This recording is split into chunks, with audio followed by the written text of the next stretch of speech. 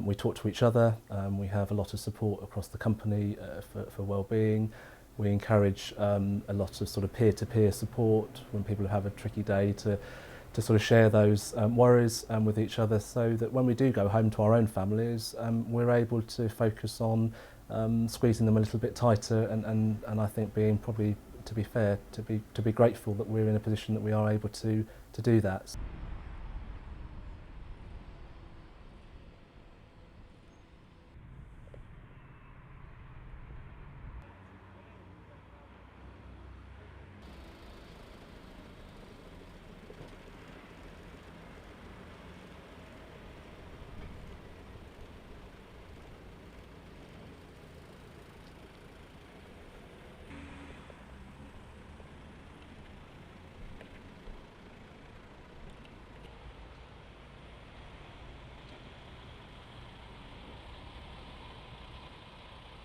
So I found that really difficult, you know, when families couldn't meet and gather. Funerals are really important in giving families the opportunity to come together and support each other. And it was quite heartbreaking that, you know, on many occasions, they weren't even able to have, you know, the very nearest and dearest there at those ceremonies, and that was really tough.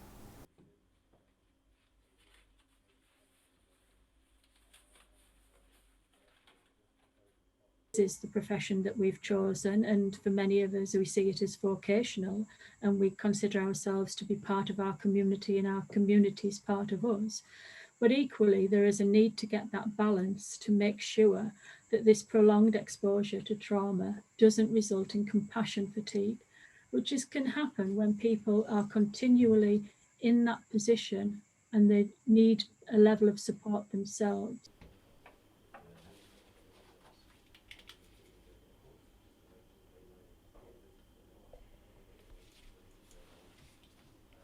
But I think at a very basic level, not being able to reach out and actually just hug somebody,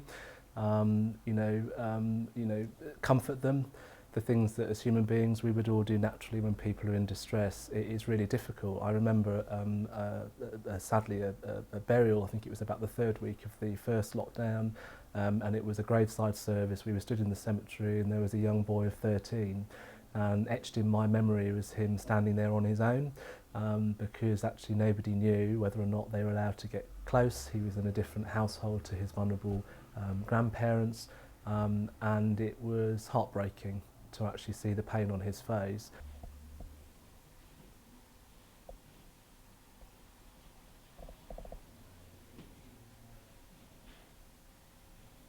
Yes, it's much harder when they're younger.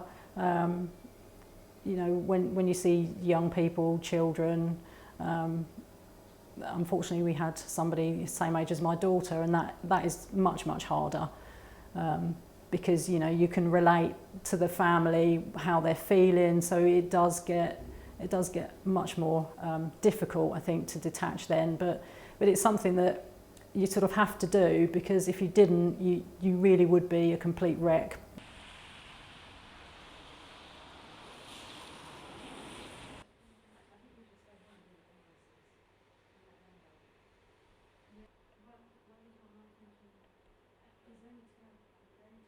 You know, every week I think, I don't have what it takes, I just want to lie down and die.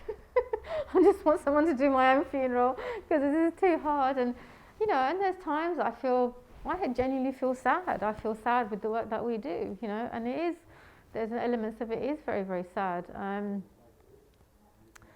But then I also feel that, you know, I'm doing, or we're doing, what we've assigned ourselves to do. And then we have lots of subcontractors as well, depending on the future.